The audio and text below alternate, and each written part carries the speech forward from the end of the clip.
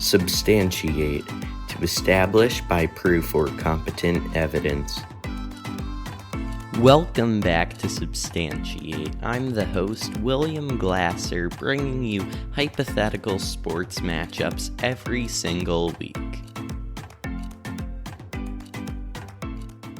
I am William Glasser, the host of Substantiate.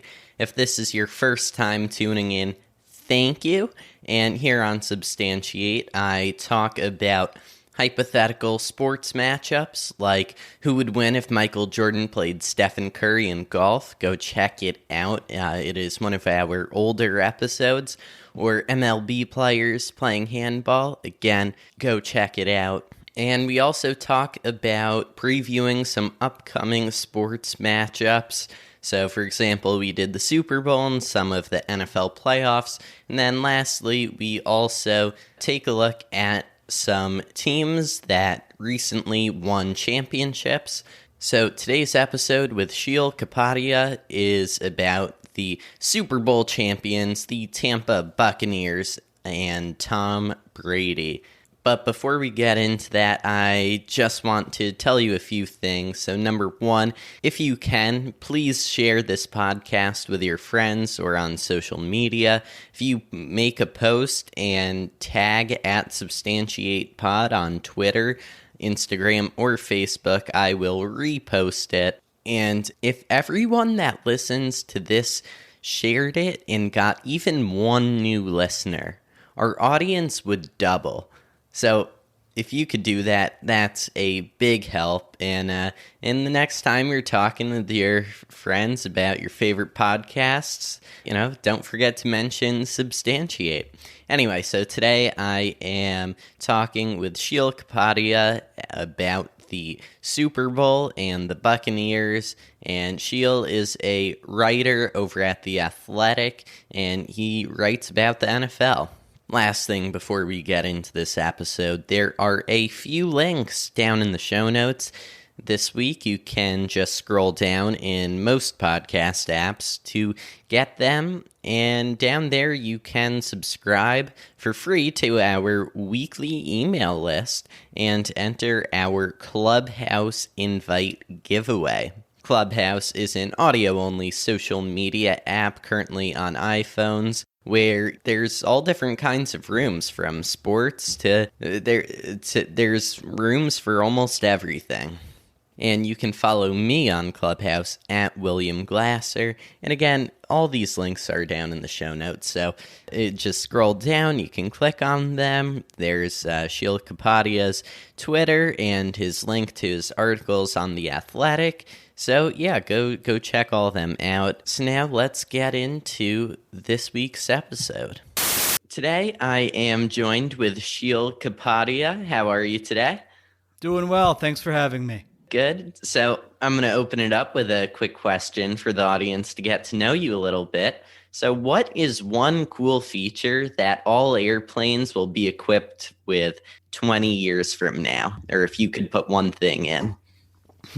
One feature all airplanes 20 years from now. How about just free Wi-Fi from the second, high-speed Wi-Fi where you can stream and do whatever you want from the second you board the plane till the second you're off of it. None of this, you have to sign up, it works, it doesn't work, you can't stream. I think that would be a nice upgrade that I can't imagine is too far away. Yeah, I agree. That would be nice for airplanes. Keep you connected, huh?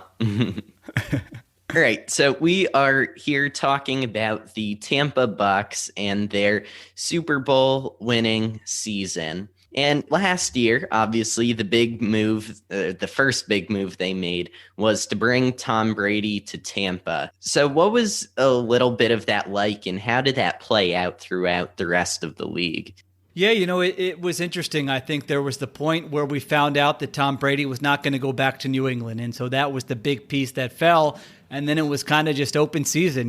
Where is he going to go? Is it going to be San Francisco? I remember being mentioned, the Chargers. I think later it came out that maybe the Saints, if Drew Brees didn't return. So there were all these, different rumors. The Titans, I remember, because of his connection with Mike Vrabel. So there were all these different rumors. I don't think there was an obvious landing spot at the time. And obviously, Tampa was one of the spots. They had a very good supporting cast. They had an outgoing quarterback in Jameis Winston, who was a free agent. And, they had the cap space to potentially sign him. And so I think at that point it felt a little bit weird. You couldn't really picture Tom Brady in a Bucs uniform. Is that really where he's going to go? But from a football perspective, it made a lot of sense, and that's eventually what he chose. Yeah, and I talked about this a couple weeks ago in another episode, but one thing that he didn't have like the greatest stats of a season of a quarterback of all time. He didn't have the best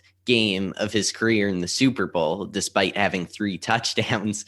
But a lot of what he contributed to this team was by just being a magnet for some other stars. Yeah, certainly. They talked about kind of, obviously Rob Gronkowski doesn't sign there if Tom Brady's not the quarterback. And, who was making all those plays in the Super Bowl? It was Rob Gronkowski. Antonio Brown, wasn't a big contributor, but certainly there was some of that, even with some of the veterans on the defensive side of the ball. And Ndamukong Suh, he comes back and signs with Tampa. So, a lot of those times when a bunch of those, I don't know if even you would qualify all those guys as stars at this point in their career, but when you sign a bunch of veterans like that, it doesn't end up working out because of their age, where they are in their career. Oftentimes they're in the declining stage, but sometimes you run into kind of a magical year where things start to go your way, and I think that's what we saw with Tampa, where really they started peaking towards the end of the season. They got through some bumps in the road. They figured out how they were going to play.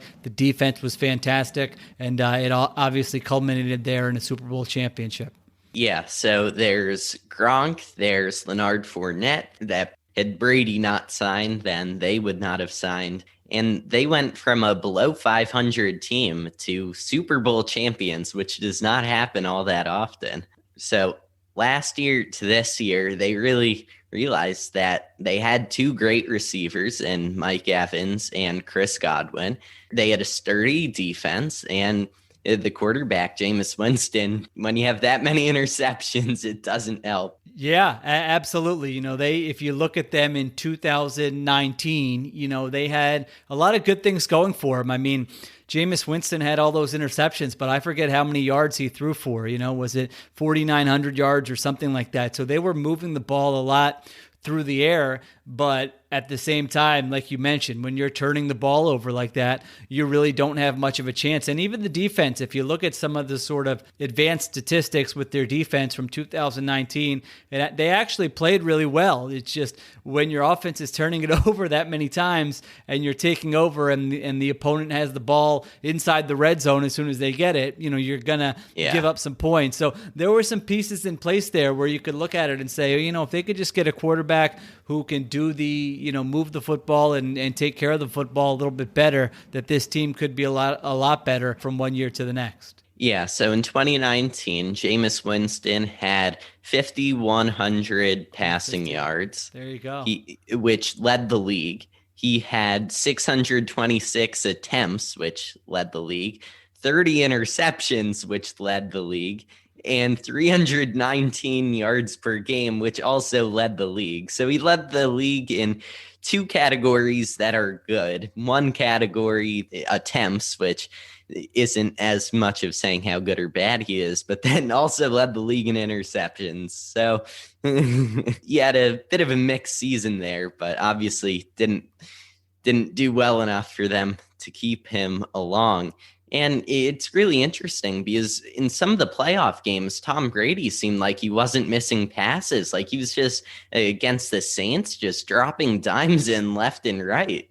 Yeah, no, there's no doubt about it that he was totally, it's kind of a good lesson on how much the supporting cast matters, because you look at even Brady in 2019, and anyone who watched him with the Patriots would not say that he had a great season. I mean, their offense was not good. A lot of people thought he was finished, obviously, because no quarterbacks ever played this late into their career. But then you look at it with the supporting cast, and once they sort of figured out how he wanted to run the offense and mix that with what Bruce Arians and Byron Leftwich wanted to do, it was really a scenario where you just needed to let those receivers make plays because they are so talented and the offensive line was so good. So it's not like Brady was getting hit a lot and he was getting rid of the ball quickly when he needed to. So it all kind of came together for them.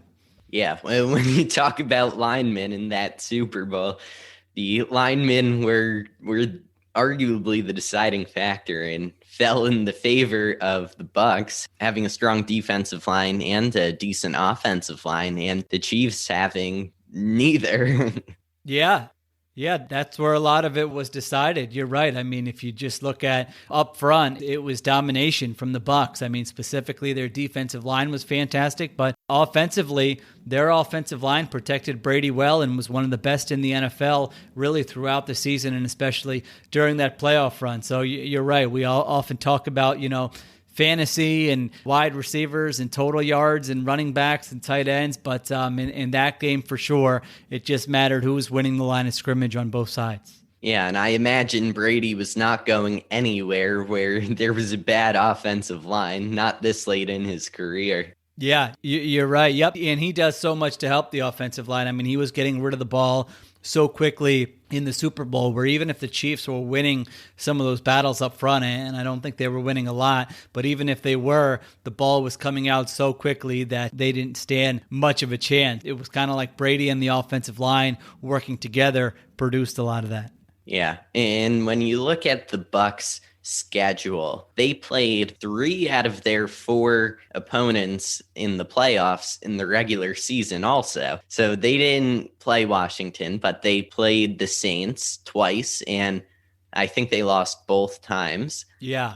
They lost to the Packers, and they lost to the Chiefs. So they really came back and turned things around in the second half of that season, and they even still lost some of those games in the second half of the season. So what kind of changes happened that allowed them to come back against these 3 teams? Yeah, it's a great story of adjustments by the coaching staff, where you have the film of a previous game of, hey, here's how it ended up the first time. And what did we do well? What did we do poorly? How can we adjust? How can we have better success the second time? And so I think offensively, there was just such a learning period for Tom Brady and the coaches. They had a scheme and an offense in place. They didn't know exactly how he was going to fit in it. He had played in a scheme in New England for so long, and he had stuff he was comfortable with.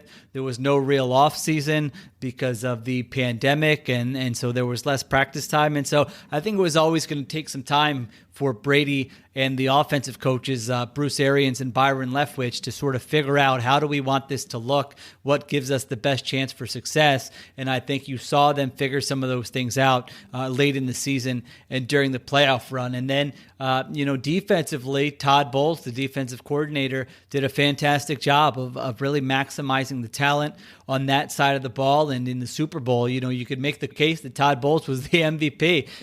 Who holds Patrick Mahomes in that Chiefs offense, even with those injuries, to 9 points and not scoring a touchdown for the Chiefs is unheard of. And so I think they did a lot of smart things in terms of taking Tyreek Hill out of the game and really just counting on their front 4 pass rushers to get to Patrick Mahomes and win those battles up front. That's exactly what they did. Yeah, and talking a little bit about Todd Bowles back when he was on the Jets, and for both the Jets and the Giants in New York, having young quarterbacks in Sam Darnold and Daniel Jones, and they've had a lot of offensive coordinators and head coaches change over the last couple of years. And they've kind of used that as excuses like, oh, okay, give them a year or 2 to figure out the system. And sure enough, Brady, not only does he get a new coach, he gets a new team, a new city, everything. Except for Gronk, same Gronk, but comes down to Tampa and wins. One of the reasons why LeBron James is top 2 in basketball is because he's won in 3 different cities, and now Brady's won in 2 different cities, and that definitely counts towards his GOAT ranking. Yeah, it didn't take them long. And you're right. Coaches every year use excuses like, hey, we had some turnover on the roster or injuries or a new coordinator or give it time. Especially this last season with the reduced practice time, coaches were saying that. But it just kind of goes to show you that, some of that stuff might be overrated. They were dealing with the same constraints as all the other teams were dealing with. He was on a new team, new players, all those different types of things, and they were still able to get it done in year one. So yeah, I thought there was a scenario where maybe if Patrick Mahomes would have won this Super Bowl, then he would have had 2 and Brady would have had 6. And Mahomes is so young that you could say, all right, there's a scenario where he catches him, and I still think Mahomes is great, and so we'll see how it eventually ends up. But for Brady to get his 7th in his first year with a new team at this age was something that I think most people, at least going into the season, probably did not expect. Yeah, to have 6 versus 2, which is a difference of 4, compared to 7 and 1, which is 6. That's a big difference. But then at the same time, when I think about the future and you're thinking about just the NFL in the years to come, and what if Patrick Mahomes was in the Super Bowl another 8 times to match Brady?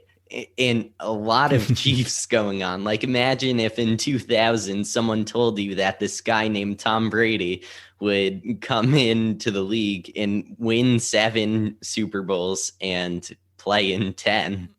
Yeah, it's crazy. It's so hard to predict, isn't it? I mean, even, you could have looked at Russell Wilson and the way he started his career, and you probably would have thought, all right, he'll be in more Super Bowls, or, Lamar Jackson with the year he had last year, winning the MVP, and even Mahomes, this is because even against the 49ers, it's not like they blew them out. They were losing in that game late in the game, and then they come back and they end up winning it. And so there are all these examples where guys have success early and then it doesn't go their way, or vice versa, where finally they kind of find their footing and they win a Super Bowl. But there's no doubt that it's hard, right? Aaron Rodgers has only won 1. Drew Brees only won 1. Peyton Manning won 2, but only 1 with the Colts. And so there are no guarantees, but I think it'll be fun to see how Mahomes' career kind of plays out and how often he gets back there. There's certainly a team that's going to be in the mix for a long time.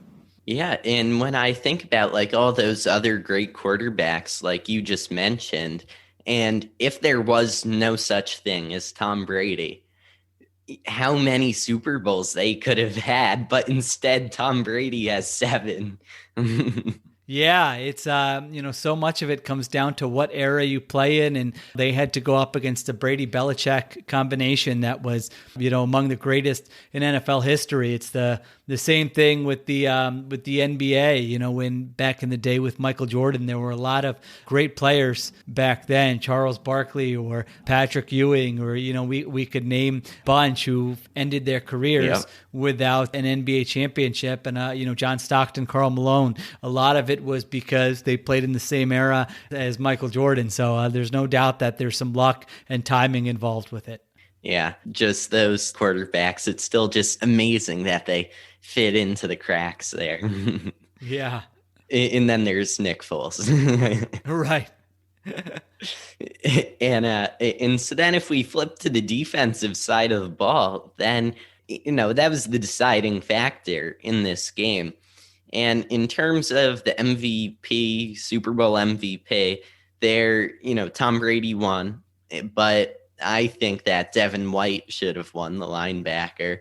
And is there like a lack of recognition on the defense or in the NFL in general? Yeah, I think in the last, going into this Super Bowl, I remember I looked it up. The previous 20 Super Bowls, a defensive player had only won the MVP 4 times. But I don't know if it's a lack of recognition. The quarterback is so important and determines wins and losses so often that I think most of the time they are going to be deserving of the MVP. I think in this game, you're right. it was weird because it was such a team effort from the Bucs. It's not like it was one player who had 3 sacks or one player who had 17 tackles and caused crazy turnover. It was, Shaq Barrett and Jason Pierre-Paul and Devin White and Vita Vea. It was just kind of their entire team. And so I think if there were one defensive player, who really stood out above the rest, that maybe he would have won MVP. But I think since they all kind of played well together and there wasn't that one guy, that's probably why Brady ended up winning it. Yeah, and so the last defensive player to win the Super Bowl MVP was Von Miller back in Super Bowl 50. He had 6 tackles, 2.5 sacks, and 1 pass defended. And that was a Super Bowl where there was no Tom Brady. So then you come to Devin White here back in the Super Bowl. He had a total of 10 tackles, no sacks, 1 interception, and 1 pass defended. So he had just as good of a game, but didn't get recognized for the MVP for that. And do you think that definitely has to do with just Brady being there and eating up the spotlight? You could, yeah, there's definitely something to that, right? It's kind of the narrative and the story of Tom Brady, like we've just been talking about, a new team and his 7th ring. He did play well, there's no doubt about it. But yeah, I think the story of the Super Bowl was Tampa Bay's defense, and Devin White was so good for them. So fast, so instinctive, and was making plays all over the place, not just in that game, but really throughout the entire season. So, defensively, sometimes it's easier for a pass rusher to win it if it's somebody who's piling up sacks or hitting the quarterback constantly. And so it's probably a little bit tougher for a guy like Devin White, an off-ball linebacker there. Yeah. And the last Super Bowl that Tom Brady won, though, Julian Edelman was the MVP. So Tom Brady kind of restores his his position on top of his team. Yeah, it has happened before. I think in a previous Super Bowl, I believe there was one where Deion Branch, I believe, won the MVP, and that was a Patriots win. So I think Brady going into this game of his 6 Super Bowls, I think he had won the MVP 4 times. And so this makes 5 and 7, I guess. Yeah, that was back in Super Bowl 39 when Deion Branch won for New England. I mean, obviously the Super Bowl MVP isn't the most important part of it, but definitely a way to recognize outstanding players. And when Tom Brady was on New England, they almost always had a good defense and decent special teams. And unlike Patrick Mahomes, who doesn't have the same talent on the other side of the ball, it's a bit of an unfair comparison of the two. Yeah, I think that's right. Mahomes, especially in this game with all the offensive line injuries that the Chiefs had, I think it's fair to say that Brady had to probably do less in this game than Mahomes. I mean, if the Chiefs were going to be competitive in this game, Mahomes was going to have to basically put the entire team on his back. And, we saw him. There were some glimpses in that game of him nearly doing that, where he's under pressure or making crazy throws. And, the one went off Tyreek Hill's helmet. And, there were other drops. And so, he was doing everything he could. And maybe there's a alternate scenario where they come down with some of those catches and it ends up being a competitive game. But I think there's no doubt about it when you look at who had more help, better supporting cast, that Tom Brady was definitely in better position than Mahomes in this game. Yeah, and with those receivers and tight ends, it's a bit ironic because going back into the AFC Championship game, I was thinking, okay, Mahomes is coming off of a concussion and turf toe, so maybe it's the other way around. Maybe Tyreek Hill and Travis Kelce have to cover up for Mahomes a little bit.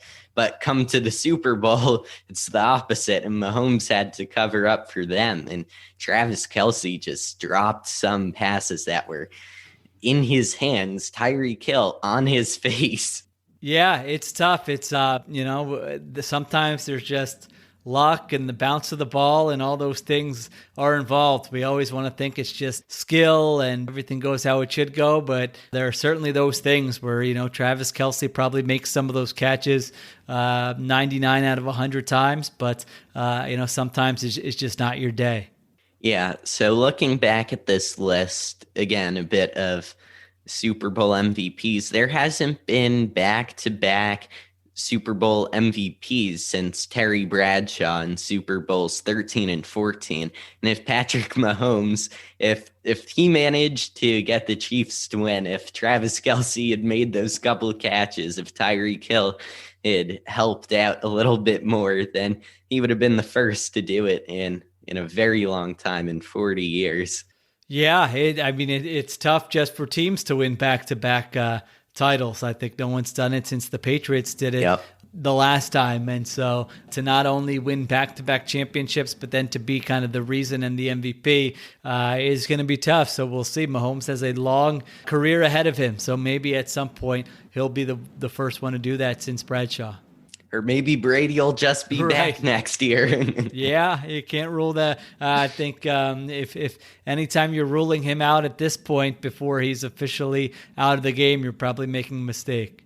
Yeah, it's hard to imagine the Bucs getting that much worse next year because Brady will still be there, but I think the main variables there could be if he gets hurt, if he takes a bad hit, or if his talent just starts to dwindle a bit faster than the last couple of years. But the Bucs don't seem to be going anywhere soon.